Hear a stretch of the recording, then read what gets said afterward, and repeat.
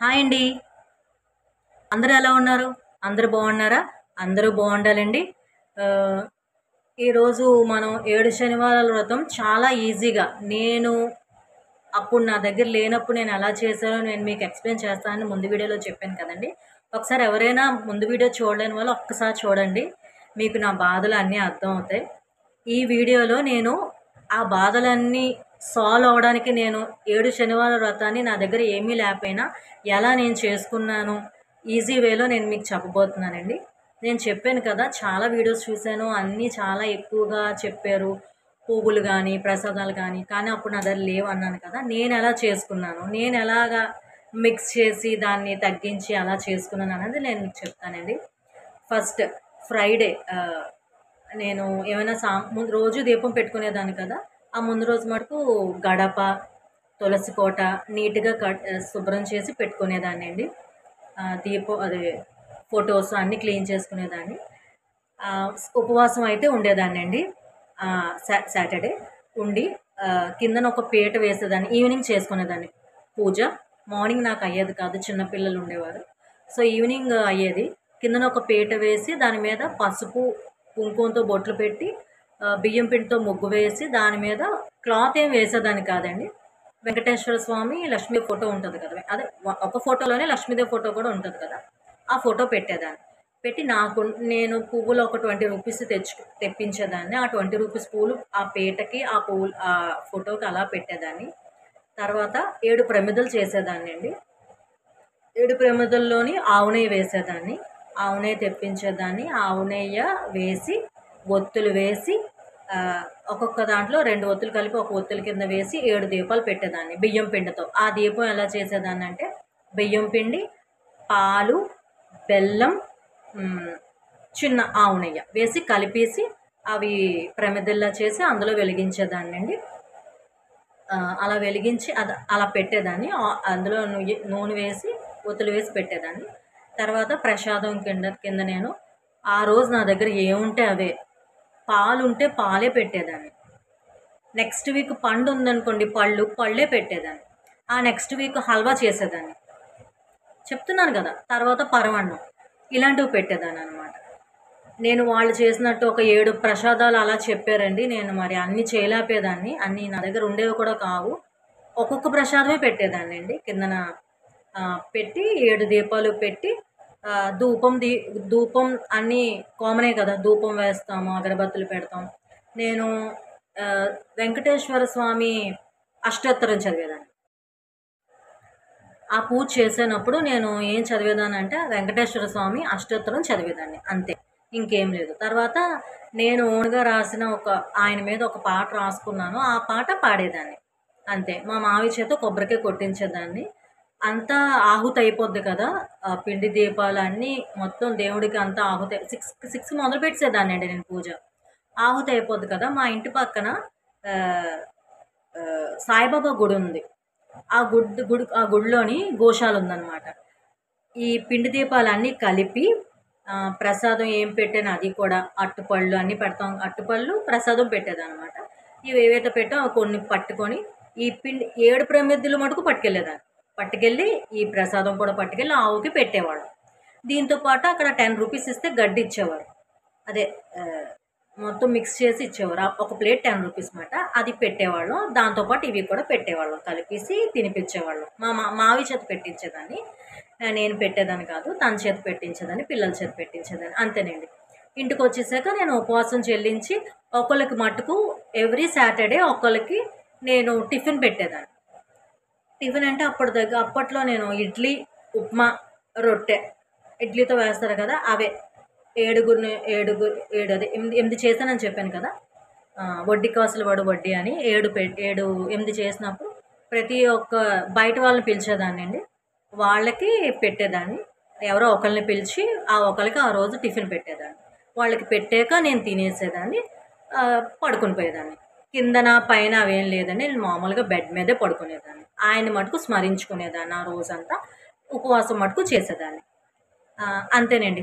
ఇలాగ 7 శనివారాలు చేశాను. ముడుపు కట్టాను. ఏం కట్టాను? యెల్లో క్లాత్‌లో ఫస్ట్ డేనే కట్టాలి ముడుపు. కొంచెం చిల్లర 3 గుప్పెళ్ళు చిల్లర. కట్టేసి దానికి గోవిందనామాలు పెట్టి ఆయన దగ్గర ఉంచాను. పీట ఆదివారం తీస్తాం కదా, ఆ పీట మటుకు తీసినప్పుడు ఆ ముడి చెప్పాను కదా, మనం ఏదైతే కట్టామో అది దేవుడి దగ్గర పెట్టేసేదాన్ని. మళ్ళీ ఆ పీట మళ్ళీ నెక్స్ట్ వీక్ మళ్ళీ కడిగి మళ్ళీ బొట్లు పెట్టి మళ్ళీ సేమ్ నేను ఇప్పుడు చెప్పిన ప్రాసెస్ ఏదో అలాగా 8 వీక్స్ చేశానండి. 8 వీక్స్ చేసాక నేను అదేమి మనం 8 వీక్స్ అయిపోయాక తిరుపతి వెళ్ళాము. ఆ హుండీలో ఆ చిల్లర మనం ఏదైతే ఇది కట్టామో అది ఆయనకి సమర్పించామండి. అంతేనండి, ఇలాగే నేను చేశాను. అండ్ తర్వాత నేను ఇప్పటికీ కూడా సాటర్డే నేను తినను, ఉపవాసమే చేస్తాను. ఇప్పుడు నాకు అన్నీ తీరిపోయాయి, నాకు ఇప్పుడు ఏ బాధ లేదు. కానీ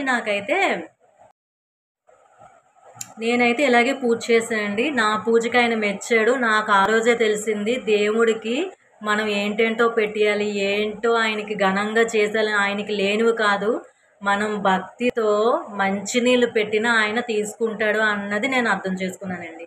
అప్పటి నుండే నాకు ఆయన మీద చాలా భక్తి అయితే చాలా పెరిగింది.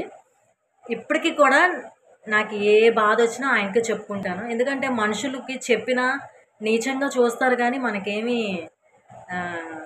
ఆర్చిరు తీర్చిరు అంటారు కదా, సేమ్ ఆ భగవంతుడిగా నేను అందుకే ఎప్పుడు ప్రతిసారి భగవంతుడు భగవంతుడు అనడానికి కారణం అదే అండి. ఆ భగవంతుడు అంత గొప్పవాడు కాబట్టి నేను గడిగడిగా ఆయన్ని తలుచుకుంటాను. సో నేను ఇలా చేశాను, నాకు ఇప్పుడు ఏం లేదండి. నాకు ఇప్పుడైతే ఒకటే కోరికండి, అది కూడా ఆయనకి చెప్పుకున్నాను. నాకు ఒక ఇల్లు, ఏదో ఒక ఇల్లు కొనుక్కోవాలి, అందులో మళ్ళీ నేను 7 శనివారాల వ్రతం నేను చెయ్యాలి. అది మీకు నేను చూపించాలి లైవ్లో ఎలా చేస్తాను. ఇప్పుడు మామూలుగా నేను మీకు చెప్పేశాను కదా, అప్పుడు నేను చేసింది మొత్తం నేను మీకు చూపిస్తానండి, నేను ఎలా చేశాను ఏంటి అని. అప్పుడు అదే ఇంకా నాకు ఏ కోరికలు లేవండి, అది చెయ్యాలి, అదొక నా కోరిక ఉండిపోయింది. అదొకటి ఇస్తే నాకు హ్యాపీ. ఒక ఇల్లు అంటూ ఉండాలి కదండి. ఇప్పుడైతే నాకైతే ఇల్లు అయితే లేదు. సో నాకు ఒక ఇల్లు కొనుక్కోవాలి అని అయితే ఒక ఆశ ఉందండి. అది మరి ఆయన తీరుస్తారని అనుకుంటున్నాను. అప్పుడు కూడా నేను 7 శనివారం వ్రతం ఆ ఇంట్లో చేసుకుంటానండి, మీకు చూపిస్తాను. ఓకే అండి, నా లైఫ్ జర్నీ మీకు నచ్చిందా? ఇదే, ఎప్పుడు లేని కష్టాలు అంటే ఒక్క 2 ఇయర్స్లో కష్టాలు పడ్డాను. ఆ 2 ఇయర్స్లోనే ఇవన్నీ అన్నీ నేర్చుకున్నాను, అన్నీ చేశాను. ఇప్పుడైతే నేను హ్యాపీగా ఉన్నానండి. అందుకే చెప్తున్నాను, భగవంతుని నమ్మునోళ్ళు ఎవరు ఇది ఎవరండి, భగవంతుడు ఎప్పటికైనా మనల్ని పట్టుకొని అలా తీసి బయటపడేస్తాడు. అదే నేను నమ్ముతున్నాను, నాకు అయింది కాబట్టి నేను నమ్ముతున్నాను. సో మీరు ఏ పూజ అయినా సరే ఆర్భాటాలు హంగులతో చేయకండి. ఆయనకి ఆర్భాటాలు హంగులుకి లోటు లేదు. సో మనం చేయాల్సిన అవసరం లేదు. మనం చేసిందల్లా ధూపం దీపం నైవేద్యం మనస్ఫూర్తిగా చేయాలి. ధ్యానం ప్రేయర్ మనస్ఫూర్తిగా చేసి ఒక్క దీపం వెలిగిస్తే చాలు అని నేను నమ్ముతున్నానండి. మీకు ఎలా నచ్చిందండి? మీకు ఈ వీడియో చూస్తున్న వాళ్ళు నా ముందు వీడియోస్ క్లిక్ చేస్తే మీకు అన్నిట్లోని నా యొక్క బాధే నేను ఎలా చేశాను, నా టిప్స్ అన్నీ మీకు చెప్తాను. నా టిప్స్లో కూడా మీకు ఎక్కడ మనీ ఖర్చు అవ్వదు. నేను ఇప్పుడు పాటించామని నేను ముందు వీడియోస్లో చాలా మటుకు చెప్పానండి. అవి ప్లీజ్ మీరు కూడా పాటించాలని నేను ఆశిస్తున్నాను. ఎవరికి కష్టాలు రాకూడదండి, రాకూడదని ఆ భగవంతుని కోరుకుంటున్నాం. ఎవరికైతే కష్టాలు అయితే రాకూడదని ఆ భగవంతుని కోరుకుంటున్నాను. ఇన్ కేస్ ఎవరికైనా ఇంట్లో పాజిటివ్నెస్ లేకపోవడానికి నేను వీడియోస్ చెప్పాను, ఆ వీడియో ఫాలో అవ్వండి. మీకు ఎవరికైనా 7 శనివారాల వ్రతం చేయాలనుకుంటే ఇలా చేయండి, మీకు అంత బాగానే ఉంటుంది. సో నేనేమి ఎక్కువ ఖర్చు పెట్టేవి టిప్స్ కూడా చెప్పలేదు. అలాంటివన్నీ చేస్తూ ఉంటే మనకి చాలా హ్యాపీగా ఉంటుందండి. డైలీ కూడా ఒక అగరబత్తి వెలిగించండి. మనం పూజ చేయనప్పుడు కూడా, అంటే వేరేగా ఉన్నప్పుడు కాదు, ఇన్ కేస్ పూజ అవ్వదు కదా, అలాంటప్పుడు బయటకు వెళ్ళిపోవాలన్నప్పుడు ఒక అగరబత్తి ఆయనకి చూపించేసి, అమ్మవారికి అయ్యవారికి చూపించి అక్కడ పెట్టేసినా మీకు చాలా అంటే చాలా బాగుంటుందండి. ఒక పాజిటివ్ ఉంటుంది అన్నమాట. మీకు ఏమైనా ఇందులో ఏమైనా డౌట్స్ కానీ ఏమైనా ఉన్నా సరే నాకు కామెంట్ సెక్షన్లో చెప్పండి. మీకు నాకేమైనా చెప్పాలి అనిపించినా, నాకేమైనా సజెషన్ ఇవ్వాలనిపించినా మీరు నా కామెంట్ సెక్షన్లో చెప్పండి. నేను మీకు వీలైతే మీకు నేను నాదేంటి అన్నది నేను మీకు చెప్తాను. ఓకేనా అండి? మీకేమైనా నాకు సజెషన్స్ ఇవ్వాలన్నా మీరు ఇలా ఇది తప్పు చెప్పారు, రైట్ చెప్పారు అలాంటివి కూడా నాకు కామెంట్ సెక్షన్‌లో రాయండి. ప్లీజ్ నన్ను సపోర్ట్ చేయండి. Subscribe my channel. ఓకే అండి. బాయ్. ఉంటానండి. బాయ్.